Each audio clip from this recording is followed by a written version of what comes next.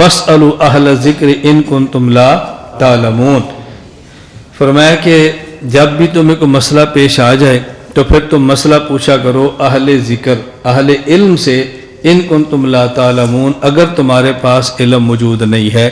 تو یہاں اللہ پاک نے دو قسم کے بندے بتائے، بعض وہ کہ جن کے پاس علم ہے اور بعض وہ جن کے پاس علم نہیں۔ جن کے پاس علم نہیں وہ ان سے پوچھیں کہ جن کے پاس علم ہے۔ یہی بات ہم کہتے ہیں، ایک ہے مجتہد اور ایک ہے غیر مجتہد۔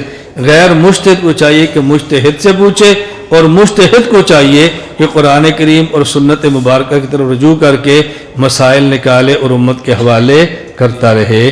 تو اگر مجتہد کی بات غیر مجتہد نے ماننی نہیں ہے تو فاسألوا اہل ذکر ان کنتم لا تعلمون کی بات کیوں فرمائی ہے؟ اس لیے اللہ پاک نے فرمایا کہ تمہیں چاہیے کہ ان سے پوچھو۔ آگے پھر نکات ہیں سارے، اہل ذکر فرمایا، اہل علم کیوں نہیں فرمایا؟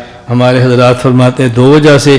ایک بتانا مقصود ہے کہ صرف علم کافی نہیں ہے، علم کے ساتھ ذکر بھی ہونا چاہیے۔ صرف علم کافی نہیں ہے، عمل بھی ہونا چاہیے۔ اور مجتہد اصل وہی ہوتا ہے کہ جو عالم بھی ہو اور عامل بھی ہو، شریعت پہ عمل بھی کرتا ہو۔